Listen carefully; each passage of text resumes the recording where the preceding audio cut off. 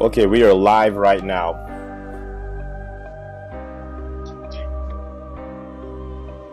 Okay. Yeah, no, well, they're not on yet, but pretty soon. Facebook is notifying everyone that we're on.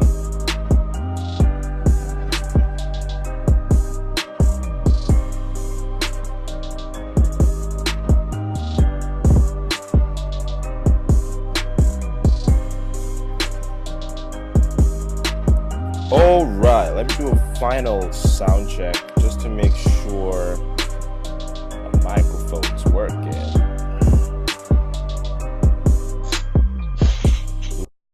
Make sure it's MIC. All right, everything good. All right, so they cannot see you. All they can see is the banner, the background image. So I'll let you know when everyone can see you. So far, so good. Hey, Smart B Camp, what's going on? It's J.O. Jonn Obidi right here, your commander-in-chief. And joining me right here, right now, is Alex Iheanacho, the financial intelligence genius.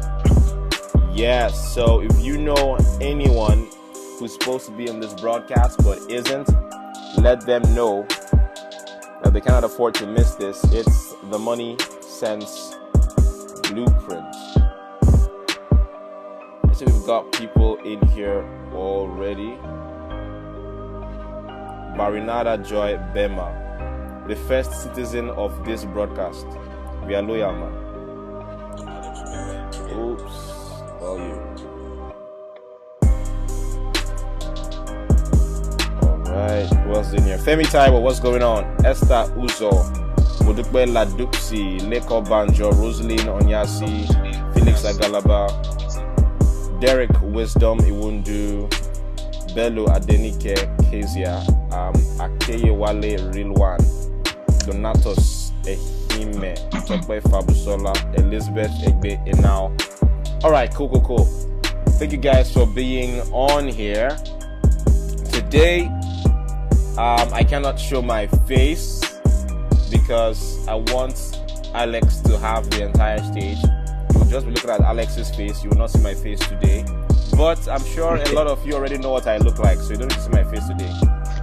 Use your imagination and imagine that the JO talking to you on his webcam. Right. Ibelema Green, nice to see you on here.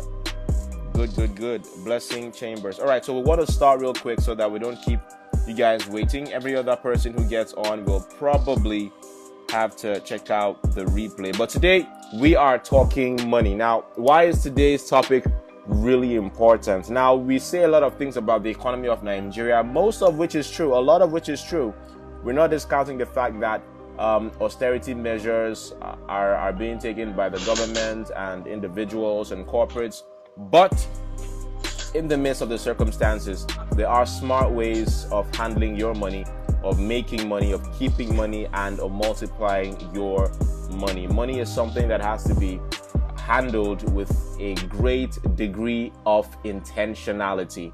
And there is no other person to take us on that journey tonight than Alex Iheanacho. He is someone who has been a part of Smart B Camp for a long time, and I have admired his content for a long time. I look up to his content when it comes to financial intelligence. I see all the great work he's doing. He's an author, but I'm going to let him talk about all that by himself. He'll blow his trumpet all by himself. But I need you guys to get expectant, get ready, and get plugged in to what we're doing here tonight. All right, shout outs to everyone just joining us. Ediria Dewo, I see you. Thank you for joining us here. All right, without further ado, I would like to introduce to you the man of the hour, Mr. Alex Iheanacho. Thank you, Alex, for joining us. Your webcam is being displayed to the public in 3, 2, 1, and go. You have the floor. All right. Good evening, Smart B Camp. I hope everyone can hear me, right? Yeah. Mike clear? Yeah. Oh, okay. Good evening, everyone. It's a privilege to be here. So I thank everyone for joining in, and I appreciate you, Jonn, for giving me the opportunity to come here and talk about this. All right, so financial intelligence is something that I'm always excited to talk about because I so much believe that we do not have financial problems. What we have is a problem of financial ignorance. What that simply means is that at any point in time, any human being, no matter your circumstance, where you're able to get hold of your financial sense or your financial intelligence, you obviously will become a person who can create some kind of possibilities for yourself. So, despite the nature of the economy or whatsoever might be the excuses out there, you still have the opportunity to create something for yourself. So, tonight, I'll be sharing with you what I call the Money Sense Blueprint. All right. And it comes in 5 parts. Okay. So, the first part, I'll be talking about you and your money. All right. The second part,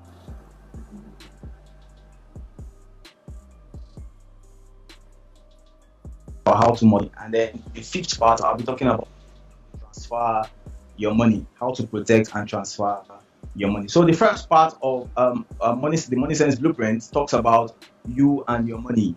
Now, this is the most confusing part of any money discussion because we're not privileged, all right? We're not privileged based on background and a whole lot of misconception to study and understand how money works.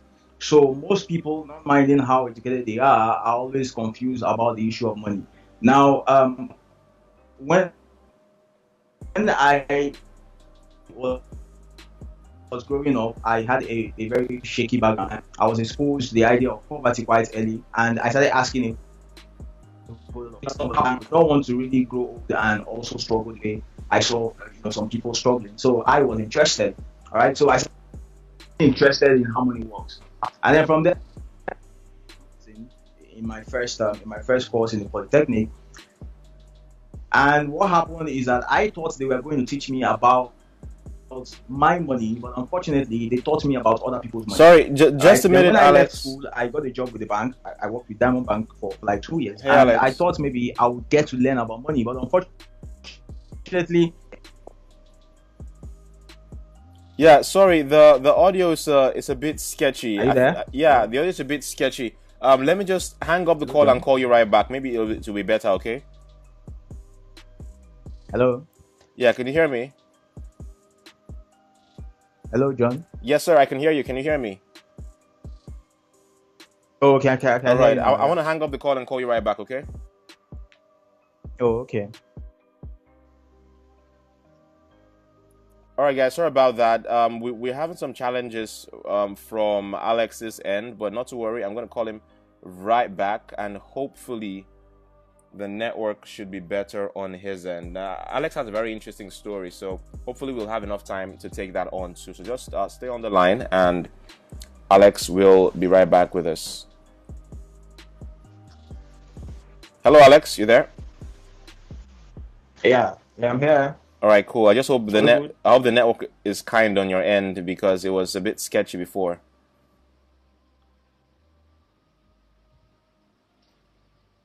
Can you hear me? Are we good? Can you hear me? Okay. Can you hear me, Alex?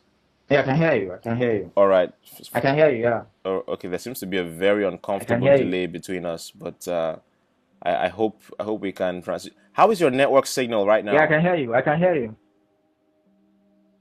It's cool. It's cool. Okay, just the delay is quite uncomfortable. All right, cool. Let's get right into it. You're back on air. Or should I call you directly? No, it's cool. It's cool. I think we can wing it. Oh, okay. All right, you're back on. All right. Okay. So I thought that I was going to learn so much about my own money, but I never really got the opportunity to learn about my money. So I started being curious. So what am I saying? What I'm saying is that the first part of the money blueprint is really difficult for any person, because of the kind of systems we have. We don't really have the opportunity to learn about money or to learn the whole truth about money. We just get some kind of patches of information from here and there, which might not really serve our purpose. All right. So the first thing you need to pay attention to when it comes to you and your money is to understand your money file. All right. Every individual has a money file. You have a money file that you've been walking around with, and this money file has to do with a whole lot of things you have learned or you heard about money over time. All right. When you understand your money file, it becomes very much easy for you to know how you can relate with money. And one of such things that really features in every individual's money file is the money sermons you received while growing up, which is known as verbal programming. All right. So if you grew up in a poor background, you will definitely hear a whole lot of things like, "Oh, we are the poor people," or "the rich people are wicked," and rich people can't make heaven, things like that, or the heaven is for the poor and all those kind of stuff. So you will grow having this kind of misconception that there is really something pious about being poor. Some people come to believe that it is cool. It's either you're a rich man or you're a poor good man. All right. So that is one thing you need to pay attention to. You need to really understand how that impacts your definition of money. Next thing is that you must also go back in time and understand the significant experiences you've had when it comes to money. All right. The significant experiences of your past affect your decisions and your relationship with money. For example, if you've invested, possibly you saved a whole lot of money and you invested your money, right? And suddenly you had a problem and you lost the money. One of the things that will begin to happen to you is that you begin to believe that every other investment you will make, you will lose money. And as soon as you begin to believe that every other investment you will make, you will lose money, every other investment you will make, you will definitely lose money, because that will be more like a self-fulfilling prophecy. So you need to pay attention to significant experiences and instances. All right. You also need to pay attention to your mental money capacity. All right. Some of us are praying for what we can't handle. And your problem is not to pray for money. Your problem is to pray and work and grow your capacity to retain money. All right. Some people have become useless just because of the amount of money they made or because of the amount of money that came to them. Therefore, you need to grow your mental capacity for wealth. There are some people you will discuss with and you tell them that, okay, let me put it this way. You see two people doing the same kind of stuff. One person has the mental capacity to charge ₦1 million for his job, and another person charges just 50K or 20K or 100K. Now, what's happening is that the first person's mental capacity is, bigger than the second person. So obviously the first person is better positioned. The first person has a better money relationship, and the first person obviously will always outsmart the second person. All right. Then the next thing is that you need to pay attention to what I call deprivation fencing. All right, deprivation fencing. For example, when we were growing up, there were a whole lot of things we were shielded from, especially if you came from a not so privileged background. There will be so many things to be shielded from. Now, when you grow up, one of two things will happen. It is either you begin to consistently run away from those things you were fenced from, or you will begin to blow yourself on them. So, for example, assuming you were stopped from watching TV, or maybe you people never had a TV when you were growing up. All right, there is a deprivation fencing here. If you grow up, one of the things that will happen is that you might most likely want to binge on TV. So you find out that you spend so much money buying movies, you spend so much money going to the cinemas, you spend so much money having TV in all your rooms. That's because of what? Deprivation fencing. So you need to understand what that means. And the next one is entitlement illusion. Entitlement illusion. People who grew up in a privileged background are usually affected by this. All right. So because of the fact that they were born into wealth, they suddenly begin to believe that they are entitled to things. So most times these people don't exert themselves. Most times these people don't strive to make a difference. Most times these people don't strive to create their own things. They are always depending on people. They are always blaming the society. They are always believing that someone somewhere will come and help them. These people are suffering from entitlement illusion. All right. Next thing is that you must also understand what is known as celebrity illusion as well when it comes to money. This happens to a person who possibly has some kind of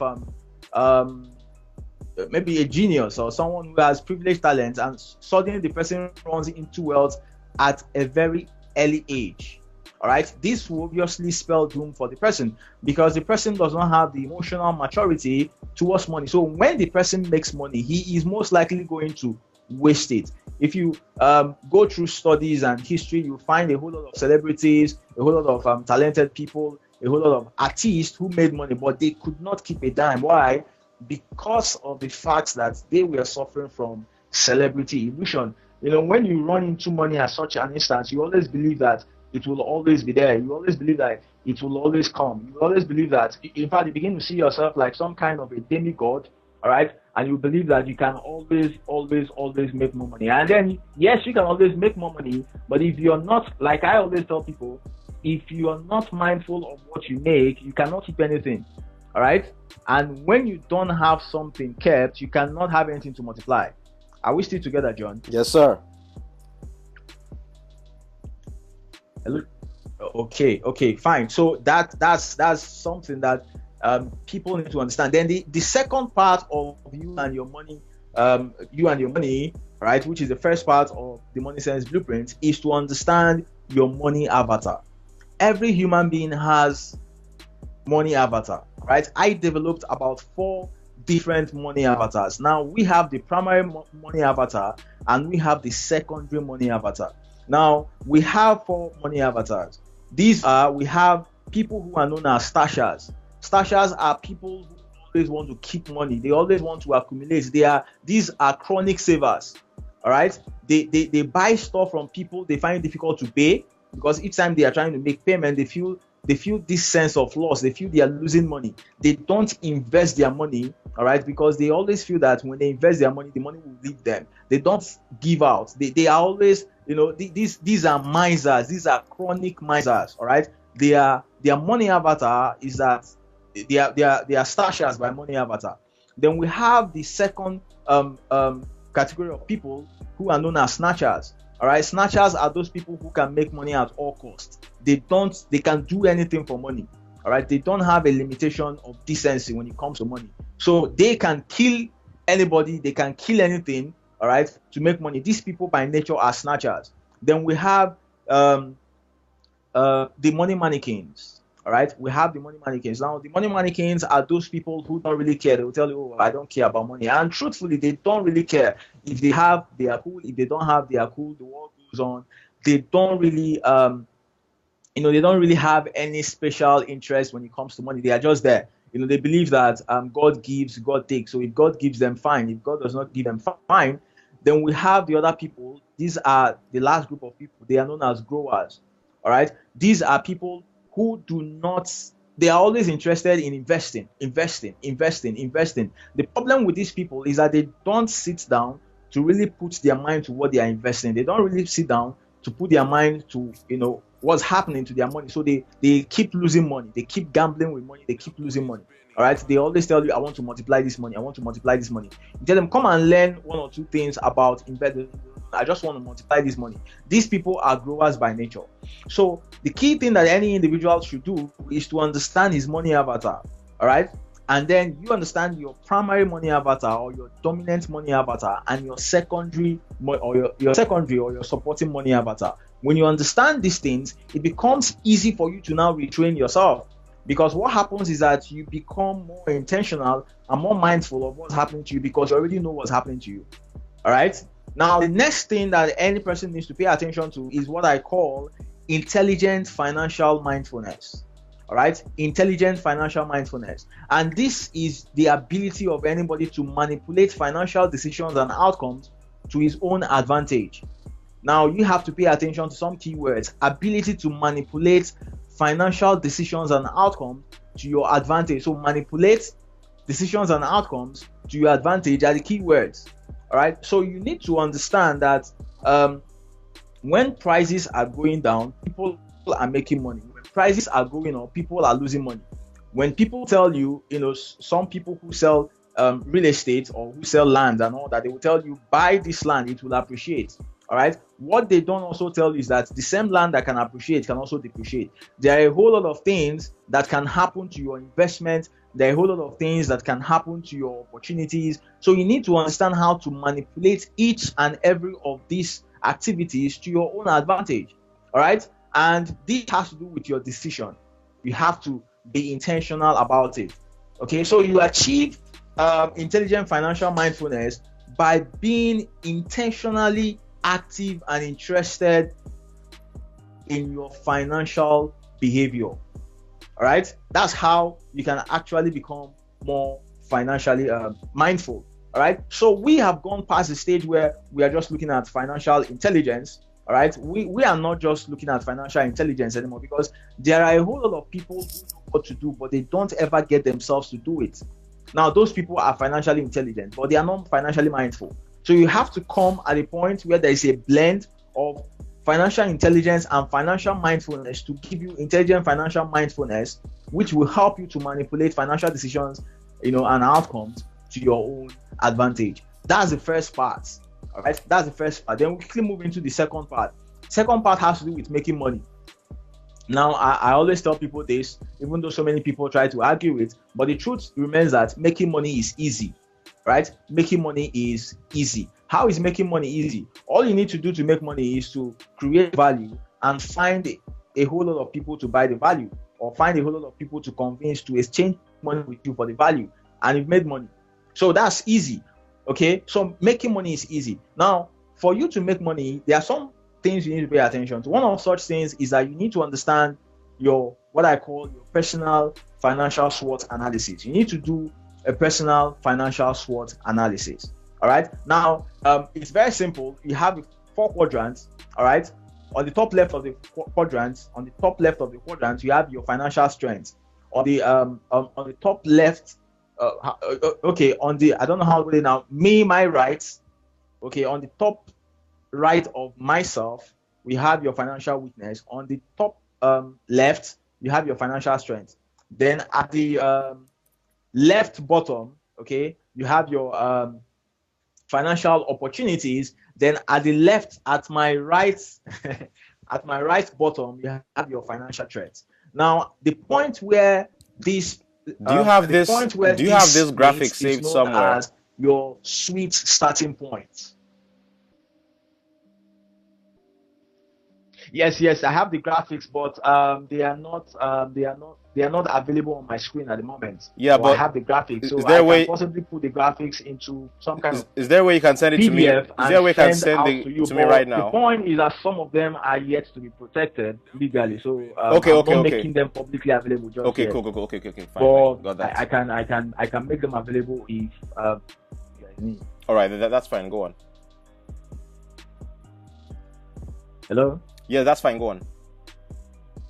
Oh, okay, no problem. I can send it across to you. Okay. I mean, if it's not subject to copyright. Should I continue? If it's not subject to copyright, if you could send it to me right now, so I could put it on the screen while you are explaining that. Okay. It's subject to copyright. Okay. So copyright. Don't worry. Just illustrate. I don't have the soft copy with me. Okay, that's fine. That's fine. It's not that important. Okay, it's okay. Just go on. Oh, okay. So you just have your personal financial SWOT analysis looks like this. You just have quadrants, right? You have quadrants. So we have the top left, the top right. We have the bottom left and the bottom right, right? So at the top left, you have your financial strength. At the top right, you have your financial weakness. At the bottom left, you have your financial opportunities, and at the bottom right, you have your financial threats. So you have to understand what these things are. What are your financial strengths? Okay, what are your financial strengths? What are the things that you can easily do? That's where people talk about things like talent and so on and so forth. What are the things that you can easily do to make money? All right, then you look at your weaknesses. What are your financial weaknesses? Everybody has a financial weakness. So you need to understand what your financial weaknesses are and agree that they are real and that they are problematic to your financial journey, so that you can be able to know how to bring them down or how to manage them. All right. Then look at your opportunities. Based on where you are right now, there is always a financial opportunity for you, no matter where you are. There is a proverb that says that wherever you see people gather, there is money in their midst. All right. So no matter where you are standing at the point, you always have financial opportunities. The problem is that people are not paying attention. So because of the fact that people are not paying attention, they don't see these opportunities. And by the way, you don't see money opportunities with your eyes, you see money opportunities with your mind. So you have to train your mind to see opportunities. And when you see opportunities, you now look at what are the threats of these opportunities, by the time you consider some of the financial threats of the opportunities you have, you will realize that you will have to eliminate some. Then at the end, you will have a particular opportunity or few of opportunities that will meet with your weakness, blend with your strengths, and then the threats are minimized. That point is where we call the sweet starting point for anyone, or the SSS. All right. So that is one thing that anybody needs to understand. Then the next thing is that in making money, you must master how to persuade and sell. There are no two ways about it. There is no way you can make money if you don't convince someone to part cash with you. So people will tell you that they don't know how to sell. That is the truth, but that is just the half truth. Now, there are 5-point scale, all right? There are 5-point scale of selling that I know. The first one is prospecting. The second one is negotiating, all right? The third one is persuading. The fourth one is handling objection. And the fifth one is closing. Now, nobody is weak on all the 5 points. Some people are good at prospecting. They are those chatty people that they will just meet you, they just get into your scheme. But the point is that they don't know how to ask for money.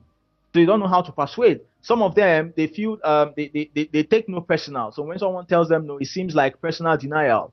All right. So these people cannot handle objections. So you need to understand your strength in the skill, improve on your strengths in the skill while you learn the other ones that are not your strength. Because the point is, if you're really interested in making money, okay, if you're really interested in making money, you must learn how to persuade and sell. And selling is not always about telling someone to buy what you have. It could be telling someone to buy into your ideas. It could be positioning yourself in a place where opportunities will see you, so on and so forth. But on the 5-point scale of selling, everybody has a strong point. So you need to figure out exactly what your strong point is. Begin to leverage on your strong point while you develop your weak point. All right, that's very, very important. Then the next thing in making money is that you need to understand what I call your income grid. All right, you need to understand your income grid. Now, this is also another quadrant. All right, your income grid is also another quadrant. On the top left, you have elimination. On the top right, you have raise. On the bottom left, you have reduction. And on the bottom right, you have creation. Now, what does that mean? What that simply means is that when it comes to developing your income, all right, there are some income opportunities that you should not go for. There are some income opportunities right now that are depriving you of the opportunity of making wealth. All right, because I will still come to what I call the money chase triangle. All right, a whole lot of people are chasing income. What you should be chasing is not income. What you should be working for is not income, because if you keep working for income, or if you have the mindset of working for income, you're going to work for the rest of your life. The ideal sermon should not be for you to create additional source of income. The ideal sermon should actually be for you to create additional sources of assets. I will get to that. So you need to look at some of the things you're doing right now. Some of the things you're doing to make money are taking so much of your time and your energy. So you need to eliminate those. All right. Then you need to come down. All right. When you come to the bottom of that, you look at reduction. There are some things that you're putting so much time in, but they are not giving you so much money. Those things need to be reduced. Maybe they have some other kind of opportunities. Maybe there are connections and opportunities you can get from doing those things. Fine, you do them, but you need to reduce your involvement in those things. Then going to the right side, the top right, okay, you need to raise. You need to figure out the things you need to raise. What are the things you need to learn? All right, what are the new income classes that you need to understand? What are the new asset classes that you need to get into? All right, what are the new income opportunities that you need to take advantage of? And then when you come to the bottom, okay, the next question is, what are the assets you should begin to create? I see a whole lot of thought leaders, all right, a whole lot of people who have ideas. These people are not thinking of creation, all right. They are not thinking of creation. They are just thinking of they are not thinking of creating assets. They are just thinking of income. So they are all about producing things that people can pay them money for, not things that people can keep paying them money for even when they are dead. Now, when you look at all the authorities in the world, there are people who have created assets that have outlived them. So you need to begin to create. So the point where there is an intersection, you have eliminated some stuff that are distracting. Okay, you have been able to reduce your engagement in some things that are taking so much of your time, and you've been able to come to a point where you raise your opportunities, and you have come to the other point where you create assets. You're now at the point. That point is your best income grid point. All right? That's what I call your best income grid point. So you need to stay at that point and swell it. Okay, you need to stay at that point and swell it, because that is how you can actually make progress. Then I move to the other concept, all right, that talks about understanding your money chase triangle. There is what I have called the money chase triangle. Now, this is how it is. It's just a normal triangle, all right? It's a normal triangle. Now, at the bottom of the triangle, you have the starting point, okay? At the right base of the triangle, you have assets. At the left base of the triangle, you have income. So triangle, normal triangle, at the point, at the startup point, you have your starting point, all right? At the base, the right hand base, you have your asset. At the left hand base, you have your income. Now, this is it. The right side of the triangle, there are some categories of people that we have there, all right? We have people that are known as the wise chasers, and we have people that are known as the wealthy. On the left side of the triangle, we have the ignorant chasers, all right? We have the rich and we have the poor. Now, what happens is that at the base of the triangle is where everybody starts. So many of us never really started with any opportunity. In fact, nobody came into this world with money, all right? So it simply means that at the starting point, you have nothing. Now, this is what happens. When you're starting out, it is okay most times, you start on the path of income generation. So you get a job that helps you to, that pays you, or you start a business just to make money, or you start a side hustle, you start wherever. What is on your mind is to make income, to make money. That's income, all right? Now, the problem here is that some people never get to a point where they cross over. At the base of that triangle, right? At the base of that triangle, I have a line known as the transition line or the crossover line. Now, the line that moves you from income to asset is known as the wise crossover line. All right, the wise crossover line. The line that moves you from assets to income is known as the fool's crossover line. So I'll get to explain what these things are. Now, some people, those ignorant chasers, the rich and the poor, are people that will just begin to generate income. Maybe they got a job that is paying them well. They just keep generating income, keep generating income, keep generating income. What happens is that sometimes they become rich. Now, there is a difference between being rich and being wealthy. Being rich simply means that you have access to cash flow. So maybe you do a job or you have a business that's constantly giving you money. You're rich. That does not mean you are wealthy. All right? That does not mean you're wealthy. Wealth has a deeper definition, one of which is your net worth. And your net worth is the difference between your asset and your liability. So if you have so much money, no matter how much you have, if you have $1 billion in your account, if you do not have assets, all right, you're not wealthy, you're just rich. So the people on the income line keep, creating alternative source of income, keep doing this, keep doing that. They just keep making money. They never for once cross over to the other point. And then we have the poor people there. The poor people are just those people who are always hustling, They're always in the business of hustling. They're always in the business of looking for the next big thing. They're always looking for the next MMM, They are just always in a hurry for money. They are money chasers. The point is that you don't need to chase money. But ironically, a lot of people don't really understand this. They feel that that's a lie. But the point is that you don't need to chase money. You need to grow your capacity as a person and your mental and physical capacity and your value proposition so much so that money begins to chase you. Any person that has a strong value proposition always has money chasing him. And any person who is in the business of chasing money never ever gets money. Why? Because money is a shy goddess. The more you chase it, the more it runs away from you. Okay, you can always get maybe a few coins here and there, few notes here and there, but you can never really become wealthy chasing money. So your job every day you wake up is not to chase money. Your job every day you wake up is to do something to improve your value proposition and your capacity for money so that money can begin to chase you.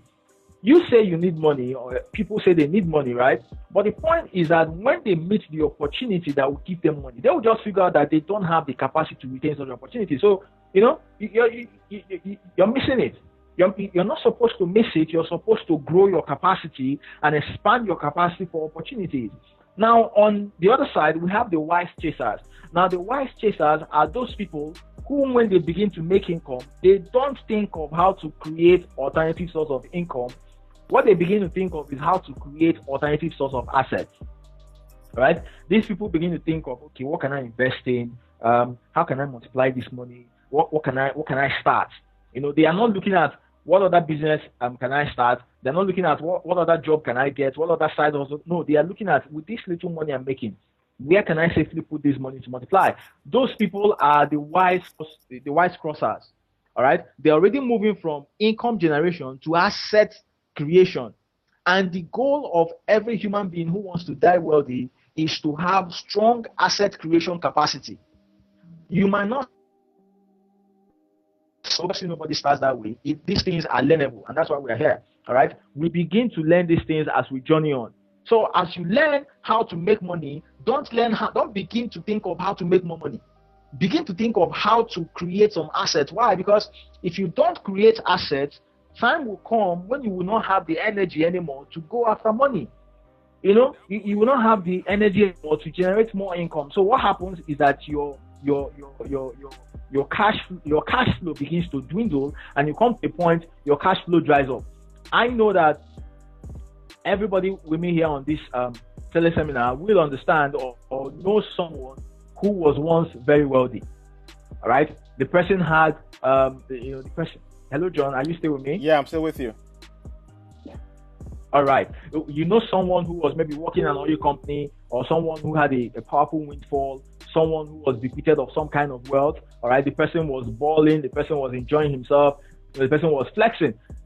Or somebody who got a job in an oil company, and they were paying him so much, and he was living large. The best thing he did was maybe to buy some cars, build a big house. Now, these things are not assets, in quotes. There is a special capacity for you to develop or convert these things to an asset. Big house is not an asset. A big car is not an asset. Asset is anything that adds money into your pocket without you having to work, without you having to repeatedly work on it. So and then liability is anything that takes money out of your pocket, whether you use it or not. So if you have a house or a car, it's not an asset, it's a liability, because whether you drive the car or not, you must spend on it. If you say, oh, driving the car cost me so much, let me park it at home. By the time you come back to the car must have gone so bad that you need to go and borrow money somewhere, possibly to repair the car. So your car is not an asset, your house is not an asset, but they can become assets when you have a special creative ability, or when you understand, or when you have money sense. And that's why we're talking about it. When you have money sense, you can see in your mind how you can convert things that ordinarily would have been a liability to you into an asset. All right. So what happens is that these people, they have so much money, they build a big house, buy some cars. To them, they are investing, and then stupidly they will go into the stock market because of the fact that they've heard that stock is an investment. They will buy stupid stocks without any form of research, without any form of advice, without any form of know-how about investment. And to them, they are investing. These guys are fools. They are just rich. They are not wealthy. All right. Then we have some other very funny people. Now, these funny people are people possibly they inherited some kind of assets. All right. They inherited some kind of assets. Maybe maybe their father was wealthy and he died and passed on to them some kind of heavy asset. Do you know what these guys begin to do? These guys will begin to sell off the assets, to convert the assets to income. You hear a whole lot of people, who inherit some assets. What's the next thing they start doing? They start selling those things off. They start selling those things off. What they are doing is that they are liquidating their assets to cash, to income. All right. What happens is that no matter how many assets they have over time, there will be depletion. And as soon as you have depletion, what happens is that everybody goes poor. This is the case of countries. This is the case of individuals. Nigeria was once a very wealthy country. Maybe they say it's still wealthy, but Nigeria is in trouble. Nigeria was once a very wealthy country. Nigeria inherited so much, so much capacity. We are blessed with so many resources. But what we're doing, we're depleting the assets, converting them to income. This is also what so many individuals do. So many individuals, they will have an asset, and when they have some kind of financial crisis, they will sell off their assets to spend. This is a problem. So understanding the money chase triangle will help you make a very good and wise transition from income generation to asset creation, because your goal should be to create alternative sources of assets and not alternative sources of income. All right. Next thing is that you need to build your money attraction capacity. You need to build your money attraction capacity. I always ask so many people, you want to be rich, right? If you see your billionaire self, can you recognize yourself? Trust me, so many people can't recognize themselves. So many people want to be on Forbes, but it takes a lot to get to Forbes. Now, if you see yourself on Forbes, can you recognize yourself? Let's assume that just God showed you someone, and said, hey, do you know who this person is? Can you recognize that person to be you? Some people don't have the mental capacity to recognize, the future they are looking at, because they have not prepared themselves for it. They've not positioned themselves for it. Their value proposition is weak. Some people will even tell you something like, well, that money you're calling is too big. I don't think I can afford to make that kind of money in my life. This is one of those things that make people use words like, I can't afford it. It's too expensive. You have something cheaper? You'll be telling the person, no, you don't need something cheaper. This is exactly what you need for your problem. You say, no, I want something cheaper. All right? They are not looking for something cheaper because that is what they need. They are looking for something cheaper because they believe that is what they can afford. So their money capacity is very, very, very, very poor. Okay, and some other people too are in the business. They are trying to make money, but their value proposition is weak. So opportunities keep slipping past them. They are not actually getting to return any of those opportunities. Then we quickly move over to part 3 of this whole stuff, and that has to do with keeping your money. Now, I tell you guys, this is the hardest part. All right, this is the hardest part of the money sense blueprint. Learning how to keep your money is the hardest part. Okay, because it is not really how much you make that makes you wealthy. It is how much you keep. And money always has a way of slipping. In fact, you cannot have money and it will not leave you. So if you do not have the retention capacity for money, you're done for. For example, someone who receives 100K every month, in a year, the person receives 1.2 million. And 1.2 million is a lot of money. But the person will, an average Nigerian who receives 100K will always keep complaining about money. The person will tell you, I need a job that pays me 250K. I need a job that pays me $500,000. That's when I'll be okay. We keep thinking that getting more is where the problem lies. But no, where the problem lies is learning and understanding how to retain what you already have. All right? Because wealth creation, all right, wealth creation is an act and an art. The act part of the process is your retention capacity. The art part of it is your multiplication capacity. So you need to understand how to retain what you earn. Now, how do you get started with this? You need to learn, all right? You need to learn how not to be a financial Jones. You need to learn how not to be a financial Jones. So many people are financial Joneses. And then we also have some other people who are financial junkies. Now, a financial Jones is a person whose spending habit is driven by other people's money decisions. You buy stuff because other people are buying stuff. You use iPhone not because you need it, but because someone has it. Your phone is functional. It's doing all things you need for a phone to do. You suddenly go buy another one because people keep making financial decisions because of people.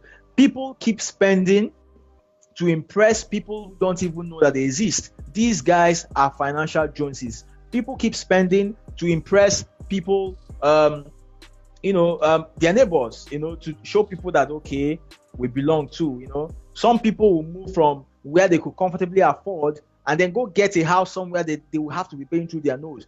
People make the mistake of allowing their income to outgrow them.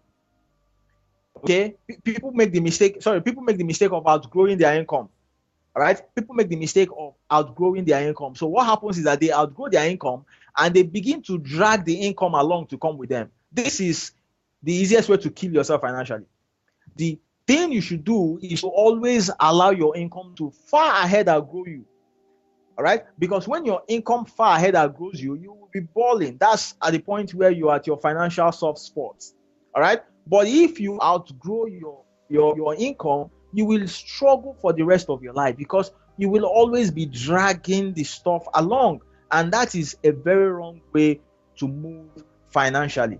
That's a very wrong way to move financially. So you need to understand, what's driving your money decision, your spending decisions. Next thing is that you need to understand how to manage your money habits.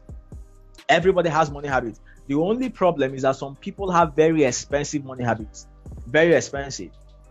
When I discuss with some people, or maybe when I'm working with some clients, and we figure out what their money habits is. Maybe their money habit is drinking or alcohol. All right. And then we sit down and do a very detailed calculation of how much they spend on the bottle every year. They will be so shocked at how much they've spent. All right. Some people, their own is Weavon for the ladies, or maybe clothes or shoes, and so on and so forth. I must tell you, at the point in my life, I had the bad habit of shoes. I could spend any amount on shoes. In fact, I'm a shoe collector. All right. So I had to really understand what was happening to me, to understand how to manage this, because I was spending so much on shoes. I would buy shoes that I would never wear, but I would just want the shoes to be there. So you need to understand what your money habits are and learn your negative money habits and learn how to manage them. Because the truth is, everybody has negative money habits. We all do have negative money habits. So you need to figure out what your own is and then understand how you can manage it so that it doesn't kill you. Next thing is that you need to understand how to create what I call expenses grid. It's just something similar to your income grid. All right, something similar to your income grid. Now here you have eliminate, reduction, raise, and create. But here is how it works here. You have to know that there are some expenses that you need to eliminate in your life. There are some things that you've been paying for, all right, that you should have stopped paying for. But because of the fact that you don't think, you don't pay attention, you don't observe, you don't even know that you're not supposed to be paying for these things anymore. There are some things you're paying for, you're just paying way too much. You're paying just extremely way too much on those things. You need to eliminate those kind of stuff. Then there are some things you're buying in excess. There are some things you have in excess. You need to reduce those things. So you need to go, into your life and do some kind of financial soul search to understand those things that you need to eliminate and those things you need to reduce. All right. It could be your rents that you need to reduce. Maybe you move to a smaller apartment, or you move to a cheaper location or something to reduce that so that you can stay alive, so that you can retain more money that you're making. Then you need to see how you can raise some expenses. See, there are some expenses in your life that you should raise. For example, so many people don't have what I call personal research and development fund. Every human being should have personal research and development fund. And if you do not have it, it is one of those expenses you should raise. So many people, they will have opportunities or programs that will change, their whole stuff. They will not be able to buy it because they will tell you, it will be too expensive for me. I have my budget. My budget is tight. Okay. Why your budget is tight is because you do not see those things as the needful things you need to do to create the kind of financial position you should have. So you need to know the kind of expenses you should raise. You need to know the kind of expenses you should create. Some things you're underspending on them, you raise that. Some things you're not spending on them at all. You don't even know that you're supposed to spend on them. You should create such expenses. For example, there's what I call fun expenses. Fun expenses is that when I go to the savings part, I'll talk about that. You need to have some money that you can waste around. Fun. I call that fun money. You can if you can afford you to go to a cool hotel and suite and lodge for a week, you go there and relax. Now, some people will tell you that is waste of money. How can you pay that kind of money for a night in a hotel when you can go somewhere else and pay maybe 10K, 20K? But the point is that it is helping you, all right? It is helping your mental capacity to grow. And it's also exposing you to some kind of powerful networks and opportunities. So you need to create such expenses in your expenses grid. Your expenses grid need to be complete. You need to know the things you need to eliminate. You need to know the expenses you have to reduce. You need to know the expenses you should create. And then you need to know the expenses you should raise. Next thing is that you need to understand what I call the money funnel. All right? You need to understand what I call your money funnel. Now, your money funnel is just the normal funnel we have, the normal funnel. Now, at the top of the funnel, we have your income. All right? You have your income. It could be income coming from your assets. It could be income coming from your business. It could be income coming from your job. Now, like I said before, the inflow or the income does not make you wealthy. Now, where the problem lies is the middle of the funnel. The middle of the funnel is what I call your income processing system. All right? The middle of the funnel is your income processing system. That is where the problem happens. Hello, John. Are we together? Yes, sir. We're together. All right. Fine. So at the middle of the funnel, that is where the problem happens. Okay? So that middle is where people need to pay attention to. Now, listen, this is what happens.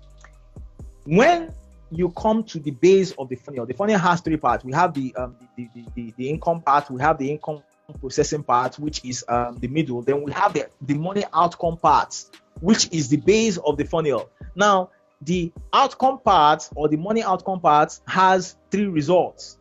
You can have a flow, all right? You can have a drop, and you can have a dry. So no matter how much that comes into your funnel, if your income processing system is faulty, what happens is that your money outcome will also be faulty. Now, what are the outcomes? You have flow. People who have good income processing system, they have flow. It is the flow that you invest. All right? It is the flow that you invest. It is the flow that you put in asset and so on. So if you don't have a flow, it simply means that your income processing system is faulty, and because of that, your money has leaked away. Then you could have drops. Some people have drops, those kind of people. This month they make they have some savings. Then next month they don't have much. Maybe this month they save 10K. Next month they save like 5K. The other month they save 50K. And the other month they save maybe 1K. 3 months they don't save anything. These people so what's happening is that their money outcome is a drop. So they don't have a good processing system. There are a whole lot of things in between that are eating away their money. All right. Then we have some other people. These are the worst case people. They have a dry outcome. All right. They have a dry outcome. And the dry outcome simply is that they don't ever get to have anything to save. So let me quickly rush over, because of our time. So the other thing you need to understand is your money management system. This is still under trying to keep your money. And now under your money management system, the two things you need to pay attention to is your automated saving system and your ideal budget system. All right? Your automated saving system and your ideal budget system. I will just quickly go over to the automated saving system. What that means is that you should not. So many people don't have savings, even though they think they do. All right? So many people don't have savings, even though what they have is what I call keep aside money. They just keep aside some money. If you must have a savings, it must be automated and systematic. All right? And there is a whole lot to that. And then when you have a good savings system, these are the kind of savings packages or arrangements you will have. You will have your project savings, okay? You will have your safety savings, you will have your investment savings, and you will have your fund savings. All right? These are key components of your automated savings system. All right? And then the fourth part, okay? I'm trying to rush over now. The fourth part talks about multiplying your money. Now, this part of the money sense blueprint is tricky. Multiplying money is tricky. Multiplying money is tricky. Now, but how do you multiply money? You start by investing in an opportunity. Okay, you spot an opportunity and invest in it. You profit from the opportunity. You solidify it. Okay, you solidify it, or you protect yourself in that opportunity. You diversify, and then you repeat. Okay, so you spot opportunity, you profit from the opportunity, you solidify yourself in the opportunity, then you can repeat. Now, for you to really effectively multiply your money, you must be knowledgeable. I tell people that the greatest risk of investment is your U risk, what I call your U risk. U risk is the kind of risk that you suffer because of your knowledge gap. Do not ever invest in what you don't understand. Some people believe that investment is, they say they are making money here, then you put your money there. That's MMM. You're gambling. You're not investing. When you invest without knowledge, you're just like a person who is crossing a very busy express road blindfolded.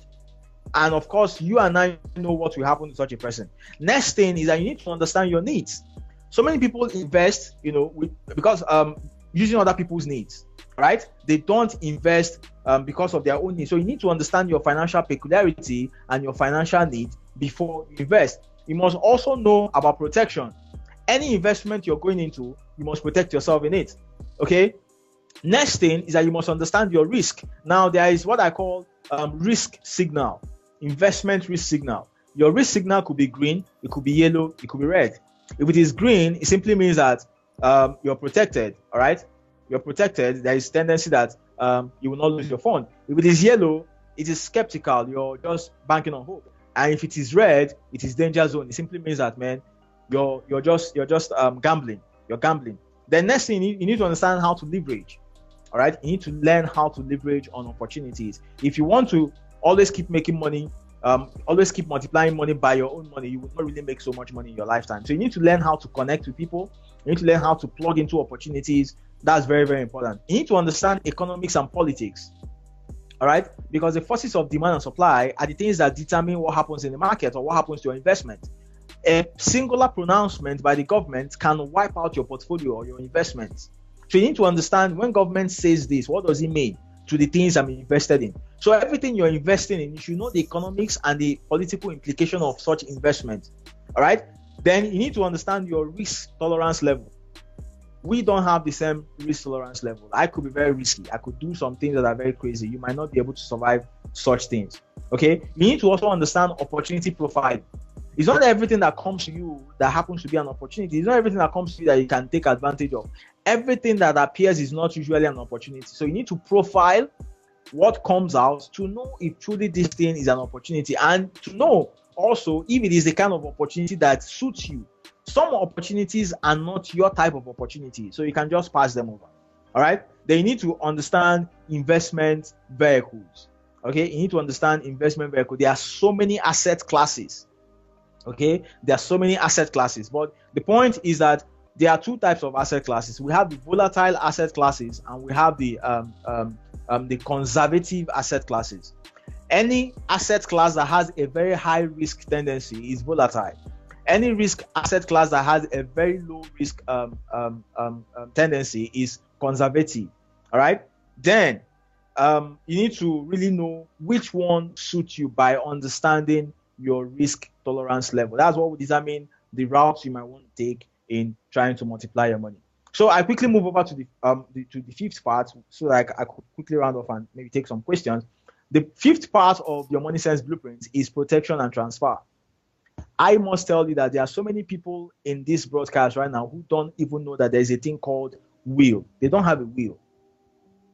There are so many people in this broadcast that have accounts with banks, and they have next of kins, but the people who are their next of kins don't even know that they are the next of kins of such people. So when they die, the bank will just take their money.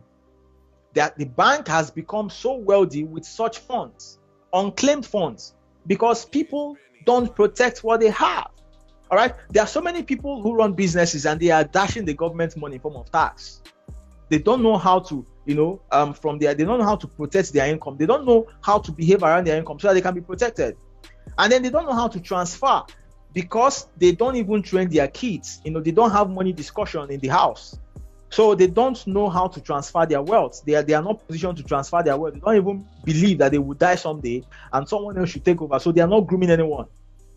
They are not mentoring anyone. They are not instructing anyone. So when they go, everything they've started and everything they've built will crash. That's why a man who was wealthy, and as soon as he died, everything wiped out, because such a person did not understand how to protect or how to transfer wealth. So that's the money sense blueprint.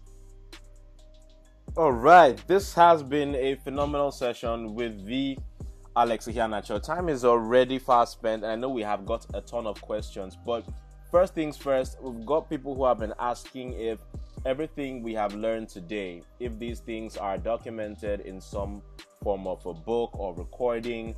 And I have a screenshot of your books. There are 4 books on the screen right now.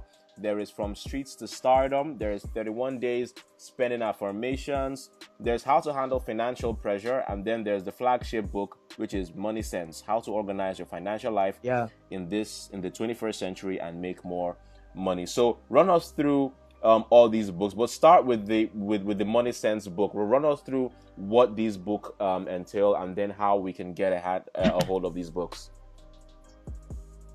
Okay.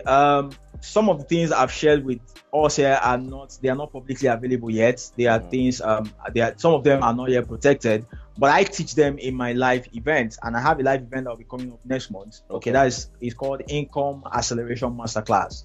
Right, it will be holding here in Lagos. So any person who wants to know more about these things will have to be at the live class, because these things are not yet I've not finalized the legal aspect of it, so they are not yet public.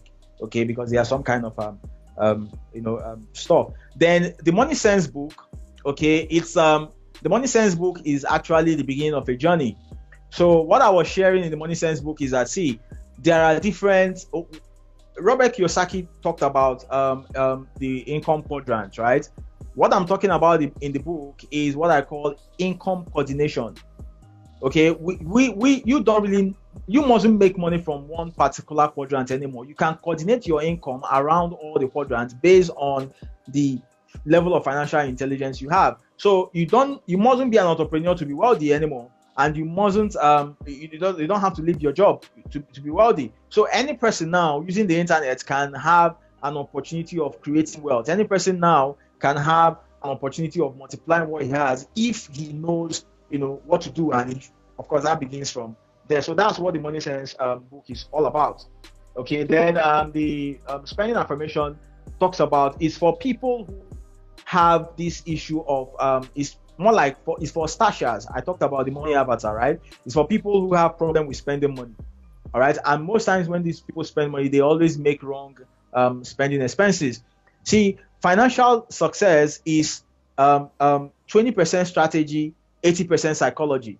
So what the book is all about is it shared about some affirmations that people can take on daily basis for some period of time, to help them reshape their mind so that they can begin to think of their spending in the right order. Then how to handle financial pressure talks about a whole lot of people are pressed. You have your family members collecting all your money. You have your spouse on your neck. You make money, they take money. So it shared some ideas and insights, that you can actually use to ward off such pressures. Because I wrote that book at the point where so many people are committing suicide, and research has proven over and over again that one of the top 3 reasons for suicide is always financial pressure. When people believe that everything is lost, they most likely want to kill themselves. So to prevent that, I had to write that book to share with people some kind of ideas that they can actually use to protect themselves and not to be under some form of financial pressure. Because the point is, you don't make money when you're under financial pressure. If you're under financial pressure, you're gone. All right. And then the 4th book, From Street to Stardom, is actually a book I wrote about my journey. Okay, starting from a guy who was once living in the streets, a guy that was abandoned in the streets, to a guy who is doing what he's doing today. So that's what the books are. But as for the Money Sense blueprint, for now it is only available in the masterclass, and I have a masterclass coming up. So if I have the opportunity, I can talk about the masterclass. Sure, let's hear about the masterclass. To attend at a discounted price. Is that? Sure, let's hear about the masterclass. All right, fine. So in the masterclass comes up on the 6th of July. All right, it's called the Income Acceleration Masterclass. It comes up on the 6th of July. That's next month. And the fee for the class is 25K. All right, it's a whole day class from 9 till when we are done. Everything I've talked about plus more will be coming down live. So but if we have people from SmartBeCam, I can always, of course, I'm a member of the family, so I can always do something for SmartBeCam. Okay. So if there are people from SmartBeCam, all right, who want to take advantage of this opportunity in the next 48 hours, okay, who might want to register in the next 48 hours, they can attend the masterclass for 10,000 naira only. All right, awesome. Just for 48 hours. Awesome. All right. So and then the other option is, if you cannot meet up with the 48 hours, you have till 20th of June to pay 15K, all right, to have me with you discussing this. But apart from those 2 options, if you miss those 2 options, then that will be gone. Okay. Then people also who want to work with me, they can send me an email. All right, they can just send me an email at lexnuel121@gmail.com. Lexnuel, LEXNUEL121@gmail.com. And more importantly, they should join my community creation hub. All right, that's where we help income earning adults to create more personal and financial possibilities. So these are the options that are available for members of Smart Camp who are here today. All right, splendid. So after this broadcast, I'll make a post detailing out how they can get access to your group, get access to your event, and also to your books. But for those of you who are able to at least hear what he said that he's having his Money Sense Blueprint event. It's coming up on the 6th of July. Am I right? Yeah, it's Income Acceleration Masterclass. 6th of July. I'll be distilling the Money Sense Blueprint live. When is that?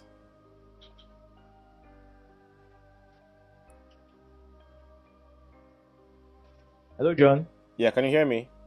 Are we together? Yeah, quite a delay between me and Alex. Hello. Here. Yes, I'm here with you. When is the class for? Oh, okay.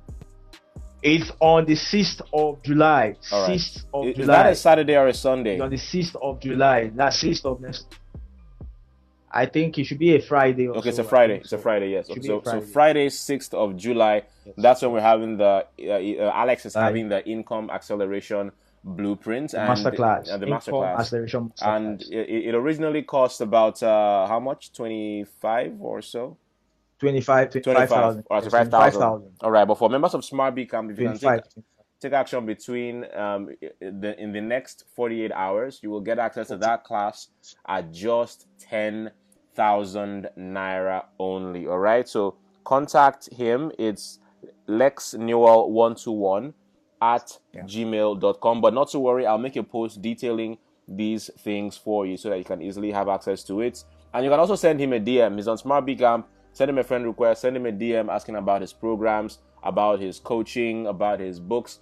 And I know that you will definitely get value. I mean, I know a lot of us have gotten value on tonight's broadcast. I've seen all the ton of comments. I know that everyone here has received a ton of value. And I can guarantee that you will receive even a lot more when you invest in his books. Money Sense, the Money Sense, there's the Money Sense book. There's How to Handle Financial Pressure, which is very important in today's Nigeria. And then we have 31 days, the 31 days spending affirmations, and From Streets to Stardom. But more importantly, most of what Alex has taught here tonight will be expatiated upon at his Income Acceleration Masterclass holding on the 6th of July. The venue is Lagos, Nigeria, but when you pay, I think that's when Alex will let you know where the actual location of that masterclass will be. To get more information, send him an email. I typed his email address in the comments. It's lexnewell121 at gmail.com, but I will still put it out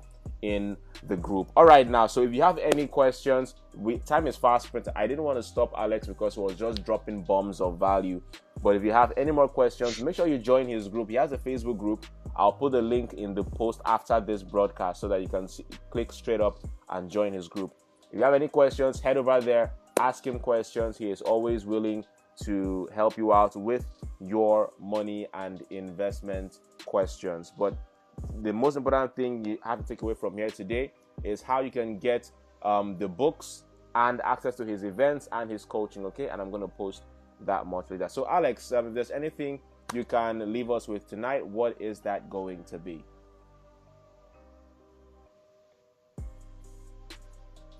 Well, the point is that it doesn't matter where you are. You can always create your own personal and financial possibilities. So it begins with you being intentional about your financial choices and decisions. So it's that simple. Thank you so much, Alex. It's been a wonderful time here with you on the Big Business Webinars. We will talk to you some other time. Take care now. Thanks so very much. I appreciate it. Alrighty. All right, guys, that's been Alex Iheanacho, the Money Sense extraordinaire, the genius at financial intelligence. We had a vote a couple of days ago, and most people overwhelmingly voted for financial intelligence. You know, I've realized that we have a ton of amazing individuals here on Smart Camp, and so I'm going to be picking out from your content here who is going to come up next to teach us on the big business webinars. You guys are amazing. I see the great work that you do every day, and I'm going to be picking people from amongst us in the community to take us on future episodes. Until next week, when we bring you another phenomenal episode, you know what it is. Use what you have, for what you have is plenty. Take care, guys.